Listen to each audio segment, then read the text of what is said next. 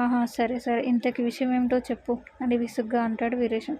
అది మరి మరి మా ఇంటి పక్కనున్న సందులో నుండి పెద్ద కేక వినపడింది సార్. తీరా మేమంతా వెళ్ళి చూసేటప్పటికి రక్తపు మడుగులో ఒక అమ్మాయి పడి ఉంది.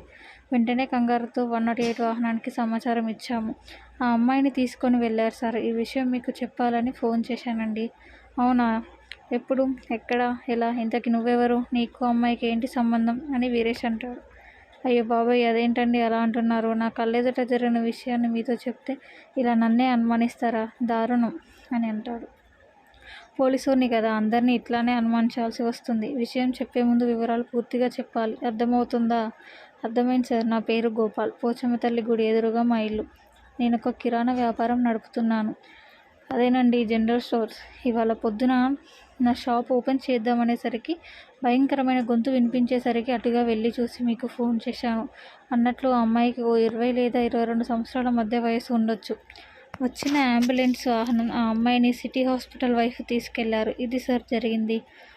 ఇప్పుడు బాగా నచ్చావు.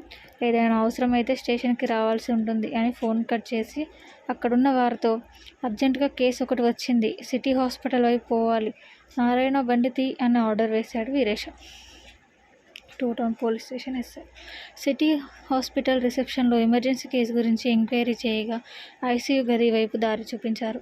అక్కడికి చేరుకునేసరికి ఆ అమ్మాయి బెడ్పై నిర్జీవంగా పడి ఉంది. ప్రైమరీ ఎంక్వైరీలో ఆ అమ్మాయిని అత్యంత దారుణంగా పొడిచినందువల్ల మరణించిందని, చేతిపై ఉండే టాటూ ఆధారంగా పేరు ప్రియా అని తెలియడంతో కేసును ఫైల్ చేశారు. బాడీని మార్చరీ రూమ్కి తరలించారు. కేసు నమోదు చేశాక ఎస్ఐ వీరేశం ప్రెస్ వారిని పిలిచి ఇన్ఫర్మేషన్ పాస్ చేశారు.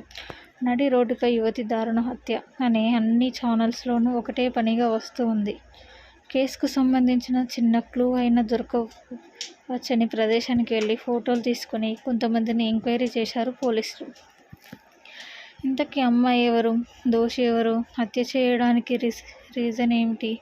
ప్రైమరీ రిపోర్ట్ ఆధారంగా ప్రియను హత్య చేయడానికి ఉపయోగించినది కత్తి అని, సంఘటన స్థలంలో దొరికినదని, వాటి మీద ఉన్న ఫింగర్ ప్రింట్స్ ఆధారంగా నిందితులు ఎవరన్నది తెలుపుతామని పోలీసులు చెప్పినట్లు న్యూస్ పేపర్స్లోనూ ఛానల్స్లోనూ సారాంశం.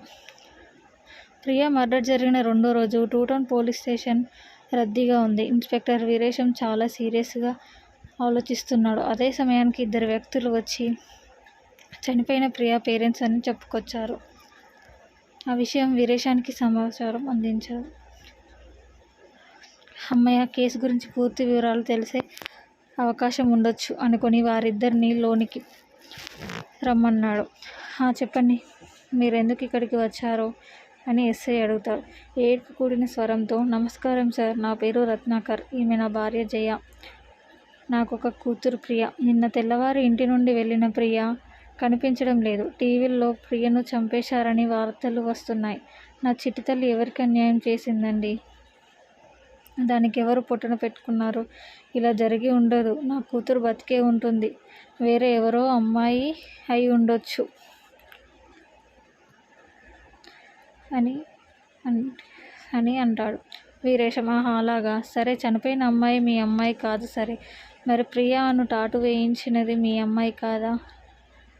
రత్నాకర్, టాటూనా అని అంటాడు వీరేశం. అవును, మీ అమ్మాయికి టాటూ ఉంటుందా? జయ, అయ్యో మన ప్రియే అండి అని ఏడుస్తూ ఉంటుంది. తన పేరు పక్కనే మ్యూజిక్ సింబల్స్ ఉండేటట్టు వేయించింది. మ్యూజిక్ అంటే ప్రాణం. అదే ఇలా ప్రాణాలు తీసిందా అని ఏడుస్తుంది. రత్నాకర్ ఏడుస్తూ తల కొట్టుకొని, సార్ మీకు పుణ్యం ఉంటుంది. మా అమ్మాయిని మాకు చివరిసారైనా చూపించండి, మీకు దండం పెడతాను అని అంటాడు వీరేశం. తప్పకుండా. తన డెడ్ బాడీ హాస్పిటల్లో ఉంది. నార్మల్ డెత్ కాదు కదా, ఫార్మాలిటీస్ పూర్తయ్యాక పంపిస్తాం, నాతో రండి అంటూ హాస్పిటల్కి తీసుకువెళ్ళాడు. ప్రియను అచేతనంగా పడి ఉండడం చూసి కుప్పకూలిపోయిన రత్నాకర్, జయలు శవపంచనామా పూర్తి అయ్యాక ప్రియ బాడీని ఇంటికి పంపేశారు. ఇంత కిరాతకంగా హత్య చేయించిన వాడిని నడి రోడ్డుపై ఉరి తీయాలని అన్ని సంఘాలు కోరాయి. దహన కార్యక్రమాలు తదుపరి అన్నీ అయ్యాక ఈ కేసు గురించి తెలుసుకునేందుకు రత్నాకర్ ఇంటికి వెళ్ళాడు. ఆశ్రమాలు తదుపరి అన్నీ అయ్యాక ఈ కేసు గురించి తెలుసుకునేందుకు వీరేశం రత్నాకర్ ఇంటికి వెళ్ళాడు. వీరేశం ఏమీ అడగకుండానే గతమంతా చెప్పడం ప్రారంభించాడు రత్నాకర్. ప్రియ గతమేమిటి? ప్రియ మర్డర్ మిస్టరీ ఏమిటి? ప్రియని అసలు ఎవరు ఎందుకు చంపారో నెక్స్ట్ ఎపిసోడ్లో తెలుసుకుందాం.